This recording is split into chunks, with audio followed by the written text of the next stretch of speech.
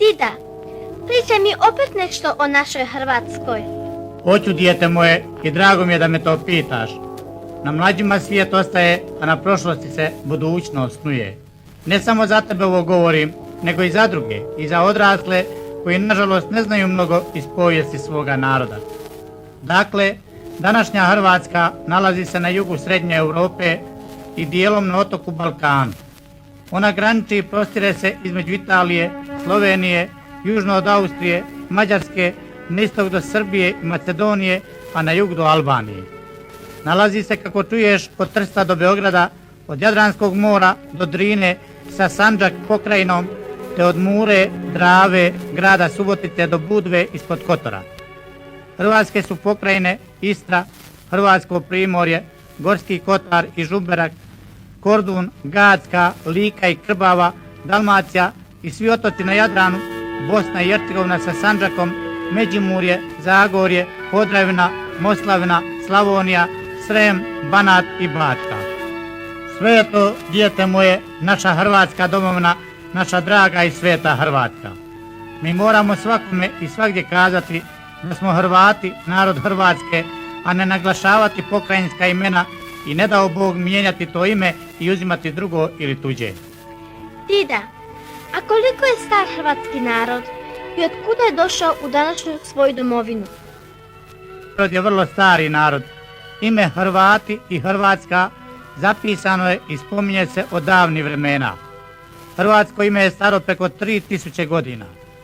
Hrvati su poseban narod starodrevnog vremena kao Kinezi, Perzijanci, Babilonci, Asirci, Židovi, Arapi, Egipćani, Grci, Rimljani i drugi stari narodi. U početku su Hrvati živjeli u Maloj Aziji ispod gorja Zagros, u ravnicama rijeka Eufrata i Tigrisa, u Mezopotamiji, pa kasnije na visoravni južnog Afganistana, jugoistočno od Irana, Perzije. Perzijski vjerski pisac Zaratustra, Zoroaster, preko 1000 godina prije Kristova rođenja, piše u svetoj knjizi Avesta o zemlji i državi Arahuvatija i o narodu Arahuvati ili Harahuvati. A to je isto što i Hrvatska i Hrvati. I danas svaki narod izgovara i piše na svom jeziku drugačije vlastita imena zemalja, gradova, rijeka, gora, mora i naroda, a kamoli ne u ona davna vremena kada nije bilo ni pravoga pisma, a vrlo mali broj ljudi znao je pisati. Osim toga, teško je bilo sačuvati pravo i točno zapisana imena do današnjega dana. Ime Hrvat uklesano je na kamenom spomeniku asijskog kralja Tukulti Palesara III. Godine 728. prije Krista.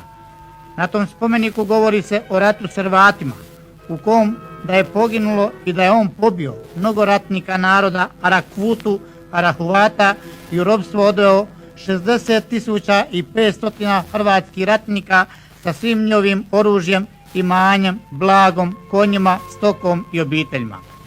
To znači, moje dijete, da je u ono pradavno doba hrvatski narod bio veliki i mnogobrojan narod, a država Hrvata sa vojskom više od 300.000 ratnika. iz vremena perzijskog kralja Darija oko 510. godine prije Krista. Spomenika u Afganistanu s natpisima Hara Hvati i Hara Hvatija. Još i danas jedan od najvećih gradova Afganistana nosi po Hrvatima ime Herat, to jest Hrvat, i leži na rijeci Hari, a druge rijeke Mura, Gab, Harut, Hilmand, te mjesta Marijan, Maruf i pokrajine sa završetkom na stan imaju isti izgovor, nazive i značenje kao i na hrvatskom jeziku. Oko 200 godina poslije Krista doselio se dio Hrvata iz Afganistana u krajeve oko Azovskog mora i rijeke Dona. U pismohrani ili arhivi staroga grada Tanais, kako su Grci pisali Don, Donais, Tonais, pa Tanais, zapisani su grčkim pismom Arhonti, to jest poglavari naroda Horoatos, Horovatos, to jest Hrvata. U 4. stoljeću poslije Krista naselili su se Hrvati iza Karpata oko rijeka Visle, Odre, Pruta i Dnjestra u današnjoj jugoistočnoj Poljskoj, na dijelu Češke, Slovačke, Galicije, Ukrajine i Pruske, a hrvatski glavni grad u Zakarpatskoj državi zvao se Hrvat, današnji Krakov, a država se zvala Bijelo-Horvatoji, Bijela Velika Hrvatska. U početku 7. stoljeća poziva Hrvate bizantijski car Heraklije, koji je vladao od 610. do 641. godine, car istočnog rimskog carstva, poziva ih u pomoć protiv Avara i drugih napadača. Tada dio Hrvata na čelu s petero braće, Klukas, Lobel, Kosenc, Muhlo i Hrvat, i dvije sestre Tuga i Buga, krenu u pomoć caru Herakliju. Pobijedili su Avare u Panoniji, Iliriku, Dalmaciji i Macedoniji i protjerali od opsjednutoga Carigrada. Tada su Hrvati preko Grčke stigli čak na otok Kretu, gdje još i danas ima mjesto koje nosi ime Hrvat, a takvi naziva Hrvat imaju mjesta kraj Grčke, Atene i u Macedoniji. Ugovorom i po zapovjedi bizantijskog cara zaposjednu Hrvati cijeli Ilirik, Dalmaciju i Panoniju, to je zemlje od granice Italije i Austrije, Mure i Drave do grada Valone i rijeke Mat u Albaniji, te sve otoke na Jadranu, a time i vlast na Jadranu, pa sve do Drine i granica Macedonije. Bizantski car i povjesničar Konstantin Porfirogenes piše to u svojoj knjizi De Administrando Imperio. Tako Hrvati naseliše i žive u današnjoj Hrvatskoj otprilike od 620. godine poslije Krista. Zamoljeni da dođu ugovorom i zapovjedi carevom, došli su pomoći, spasiti, zaposjesti te zemlje. Došli braniti i nikako napadati ikoga. Ponos Hrvatske, branili su uvijek zapad i istok, izvršavali svoju misiju. Dida, a što je bilo sa onima Hrvatima koji su ostali u Bijeloj Hrvatskoj iza Karpata? Oni su živjeli tamo, ali su bili mnogo slabiji i malobrojniji nakon odlaska onoga dijela Hrvata u pomoć bizantskom caru, te u borbama s raznim narodima Gota, Slovena i drugi izginuli su, a koji su ostali na životu stopiše se najviše s Poljacima i Slovacima. Još u 10. stoljeću čulo se o posljednjem hrvatskom kralu Slovenu u današnjoj Poljskoj. U 19. stoljeću doputovali su neki Hrvati u Sjevernu Ameriku sa imenom Hrvat na putnici, a doputovali su iz Poljske. Još i danas ima porodica u Krakovu, u Poljskoj, koje se osjećaju i zovu Hrvatima. Kako su putovali preko Slovačke i Mađarske u današnju Hrvatsku, mora nam biti jasno radi mnogi koji imaju nazive i prezimena Horvat u Slovačkoj i Mađarskoj. Djeda, kako su živjeli Hrvati u novoj domovini? I kako se zvao hrvatski vladar? U novoj domovini imali su Hrvati puno muke i posla da upokore ostatke Avara i njihovih suradnika Moro Vlaha, Romana i drugih, i da urede svoju novu domovinu. No, oni to brzo učiniše. Svoga vladara zvali su oduvijek kralj, a njegove pomoćnike ban i župan, a za važne i velike poslove održavali su stanke ili sabore, na kojima je narod s kraljem, banima i županima odlučivao što i kako će se raditi. Prvi kralj u Novoj Hrvatskoj postojbini bio je Klukaz, a njega je naslijedio Porga od 635. do 660. godine. U Hrvatskoj je bio običaj i vladalo pravo da kralja naslijedi najstariji član kraljevske porodice, to jest roda, to se zvalo pravo starijeg seniorata, a ne primogenitura, pravo prvorođenca, kako je pravo bilo kod drugih naroda da na vlasti naslijedi najstariji sin. Bizanski car je želio da Hrvati prime kršćanstvo i zatražio je da im rimski papa pošalje svoje svećenike i biskupe. To je brzo učinjeno i već za 15 do 20 godina svi Hrvati skupno primili su kršćanstvo, kao nijedan narod prije ili poslije. O svemu tome i drugo, dite moje, što želiš znati, pišu stare hrvatske povijesne knjige. Metodos, Kraljevstvo Hrvata, Ljetopis popa Dukljana iz Crvene Hrvatske, Supetarski kartular, Velika i mala istorija Salonitana, splitskog arcidjakona Tome, te mnogobrojne darovnice i spomenici crkava i samostana, krstionice kao kralja Višeslava koji je vladao 785. do 802. te Bašćanska ploča i tako dalje. A možeš to naći i čitati i u knjigama stranih pisaca i povjesničara kao Bizantski, Konstantin Porfirogenet, Nicefor Brijeni, Silices, Ana Komnen i drugi. U španjolski biskup Izidor Seviljski, zatim u papinskim ispravama i knjigama kao Liber Pontificalis od 640. godine i dalje, te u mletačkim, Venecija, franačkim, germanskim, arapskim, ruskim, češkim, turskim i mnogim drugim dijelima. Hrvatska je uskoro postala tako jaka da su se svi susjedi Hrvata bojali da ih ne bi osvojili. Zato papa Agaton pravi ugovor s Hrvatima 679. godine po kom se Hrvati obvezuju da neće navaljivati niti osvajati tuđe zemlje, a Sveti Petar branit će i štititi Hrvatsku. Hrvatski narod je ostao vjeran tom ugovoru i nije ga prekršio do danas. Da bi lakše i bolje upravljao i vladao zemljom, sazove kralj Budimir sabor na Duvanjskom polju 753. godine. Sabor je podijelio zemlju na Bijelu Hrvatsku, Crvenu Hrvatsku, Duklja, Neretva, Um i Zaumlje, Bosna i na Panonsku Hrvatsku u kojoj su bile Posavina, Slavonija, Podravina, Zagorje, Međimurje i odredio granice istima, a kralj je imao prijestolnicu u Bijeloj Hrvatskoj, dok ostalima upravlja ban i župan. Bizantski car podredio je hrvatskom kralju pokrajinu Rašu, gdje se naselilo nekoliko tisuća Srba i ban Crvene Hrvatske postavljao je župane. Uskoro su Hrvati morali braniti svoju zemlju i more od Franaka, Mletačke republike, od Bugara, Mađara i Bizanta, a i papinske gradove i zemlje od Normana i Saracena i drugih. Hrvatski kraljevi za Budimira bili su Višeslav 785. do 802. Borna od 802. do 821. godine, Vladislav od 821. do 830. godine, Mislav od 830. do 845. godine, a u Posavskoj Hrvatskoj Ljudevit od 812. do 823. Ratimir, Braslav i drugi vladali su Hrvatskom. Kraljevi Trpimir 845. do 863. i Domagoj 863. do 876. proslavili su se učvršćavanjem svoje zemlje i borbama, a Domagoj je osnovao biskupiju u Ninu, koja je postala čuvena braniteljica hrvatskog narodnog jezika u crkvenoj službi, a osobito njezin biskup Grgur Ninski.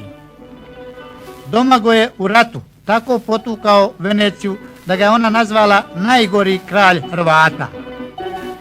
U to doba nastaje sukob i rascjep kršćanstva, borba rimskih papa i carigradskih patrijarha, borba između istočne i zapadne crkve.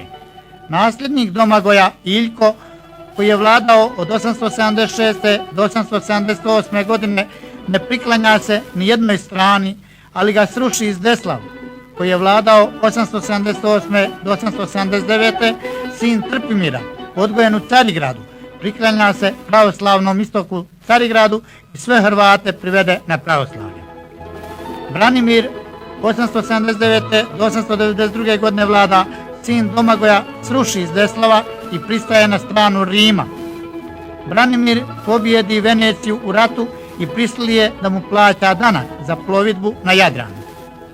Mutimir vlada od 892. do 910. godine, a pogotovo Tomislav 910. do 928. podigoše slavu Hrvatskoj i na vjerskom i kulturnom i na upravno-vojničkom polju. Tomislav u ratu pobjeđuje Mađare, Bugare i druge, drži sabore u Splitu 925. i 928. potvrđuje pravo vršenja vjerskih obreda na narodnom hrvatskom jeziku s glagolicom pismom, a papin poslanik ga kruni kraljem i predaje mu hrvatsko žezlo u nazočnosti svih hrvatskih banova župana i Mihale bana Crvene Hrvatske. U doba kralja Tomislava imala je Hrvatska veliku vojsku konjanika i jaku mornaricu, 100.000 pješaka, 60.000 konjanika i 180 većih brodova i preko 10.000 mornara. Njegovi nasljednici Trpimir II, Krešimir I, Miroslav, Krešimir II, Stjepan Držislav, Svetoslav Suronja, Krešimir III, Vojislav, Stjepan I i Petar Krešimir IV, koji je vladao od 1056. do 1073. godine, kraljuju slavno. Iza smrti Petra Krešimira IV. Postaje kralj ban Neretve Slavac od 1073. do 1075. ali ga Mihajlo ban Crvene Hrvatske ne priznaje. U to vrijeme na papinske gradove navalili su Normani i Slavac ide u pomoć, ali bude izdajom zarobljen iako je pobjedio Normane. Na hrvatsko prijestolje tada dolazi Dmitar Zvonimir, koji je vladao od 1075. do 1089. godine, posavski ban, a potomak Svetoslava Suronje i po baki rođak Dužna Mletačkoga, oženjen sestrom mađarskoga kralja i veliki prijatelj pape Grgura. Ban Crvene Hrvatske Mihajlo tada se potpuno odcijepi od Zvonimira i proglašuje sebe kraljem 1077. godine i daje pisati knjigu Kraljevstvo Hrvata. Pod vladanjem Dmitra Zvonimira Hrvatska je bila jaka, napredovala, imala je veliki ugled kod susjeda. On je izgradio biskupiju u Kninu, držao sabor na Kninskom polju, dao darovnicu crkvi Svete Lucije u Baški na otoku Krku, što je i uklesano na ploči zvanoj Bašanska ploča, na kojoj piše kako je to darovao Zvonimir kralj Hrvatski. Iza Zvonimira vlada bolesni njegov sin Stjepan II, a iza toga nastaje sudbonosna borba za prijestolje i sam opstanak Hrvatske države. Jelena Lijepa, udovica Zvonimira, hoće dovesti na hrvatsko prijestolje svoga brata Ladislava, kralja Mađarske. Hrvati izabiru Petra Svačića, dok Bodin, kralj Crvene Hrvatske, prisvaja sebi Bosnu i ne priznaje nikoga. Mađari uz pomoć Venecije navale i potuku Petra Svačića na gori Gvozdu, Petrova gora, 1097. godine, tada i tako poginu posljednji kralj Hrvatske narodne krvi. Hrvati moraju potpisati ugovor s Mađarskom Pakta konventa 1102. godine. Po tom ugovoru Hrvatska ostaje suverena posebna kraljevina, ima svoga bana, vojsku i novac, ali mora priznati mađarskoga kralja svojim kraljem i on mora biti krunjen krunom hrvatskoga kralja u Hrvatskoj prijestolnici. Tim nesretnim ugovorom Hrvatska ulazi u takozvanu personalnu uniju sa Mađarskom.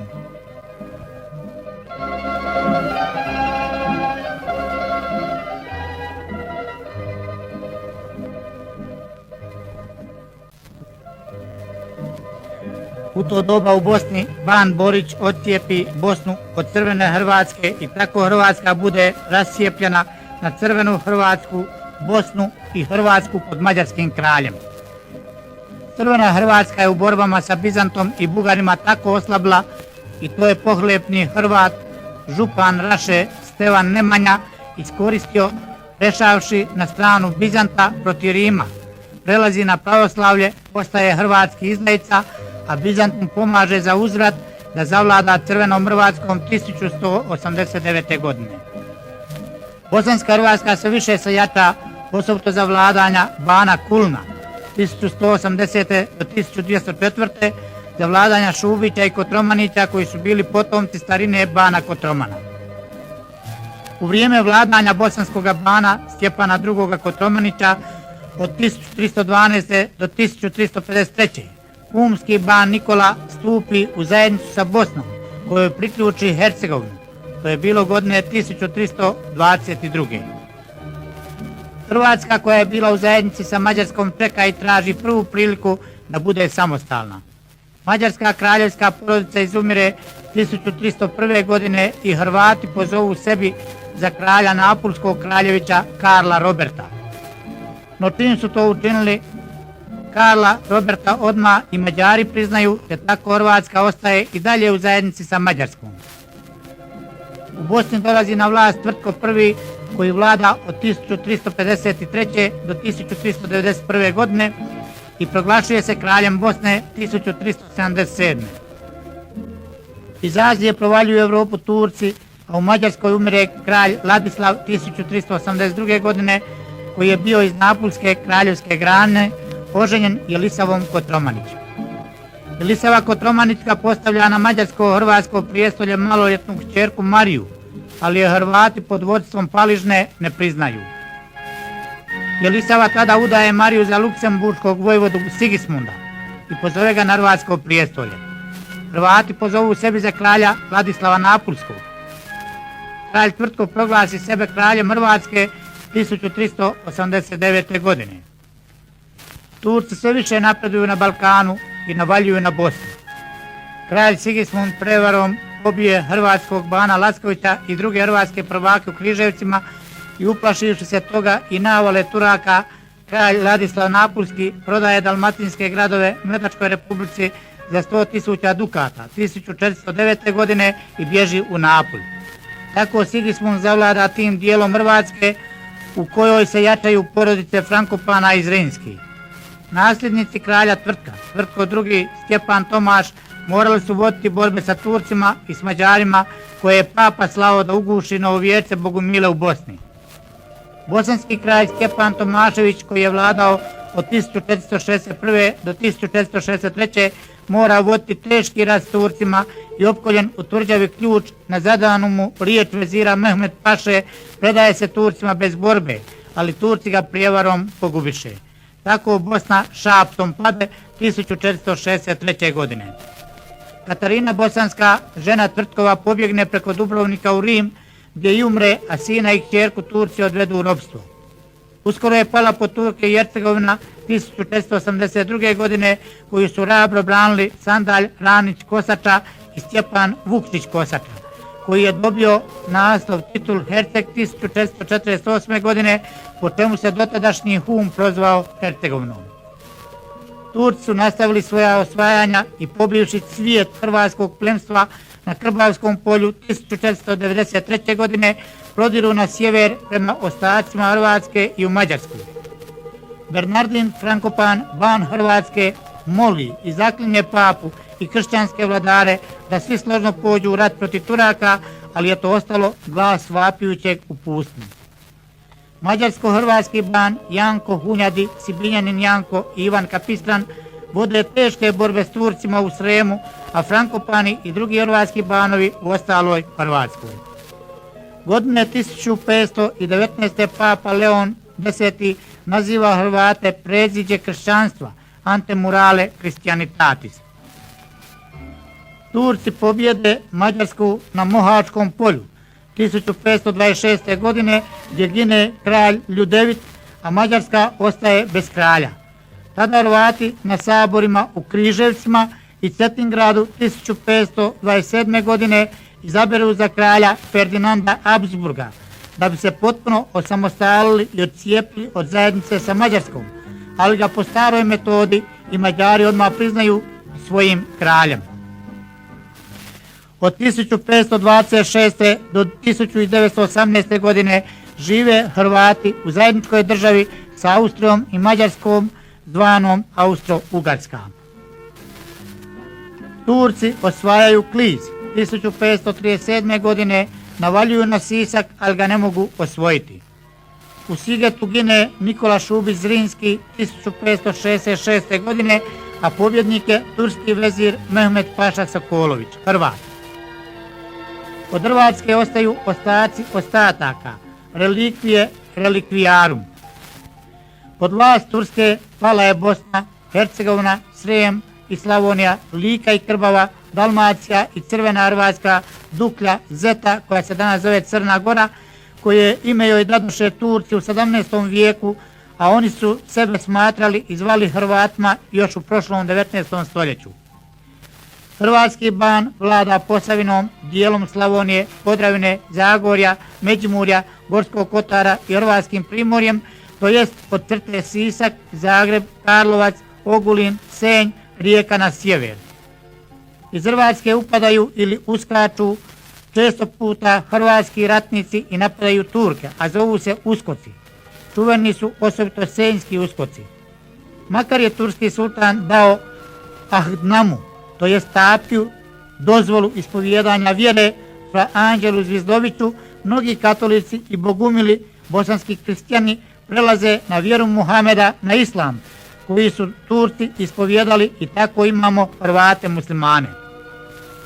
Za bolju obranu od Turaka osnovana je vojna krajina 1578. godine. Granica, graničari, Kordun od Karlovca, Petrnje, niz Savu. U Hrvatskoj pokušava zagorski seljak Matija Gubec 1573. godine podignuti bunu protiv mađarske sile i iskorištavanja od pokvarenoga plemstva. Njegova buna je bila prva socijalna, moderna revolucija u Europi, ali ne uspijeva i bude spaljen i izrugan na lomači okrunjen vrućom užarenom krunom, da ga se bolje ismije na Markovome trgu. Turci nastavljaju pustošenjem Hrvatske. Godine 1593. pada i Bihać. Turci nastavljaju prodorom na Sisak, ali ga ne mogu osvojiti.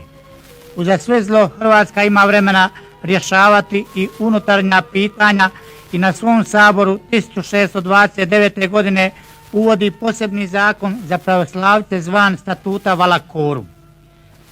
Tada su pravoslavci Hrvatske pod vodstvom vladike Mijakića, Zoričića i drugi bili vjerni i pravi sinovi Hrvatske i njezini banova Zrinski i Frankopana, koji urotom nastoje spasti i osloboditi Hrvatsku pomoću Turske i znanjem Francuske, ali je njihova urota otkrivena i u Bečkom Novom Mjestu 1671.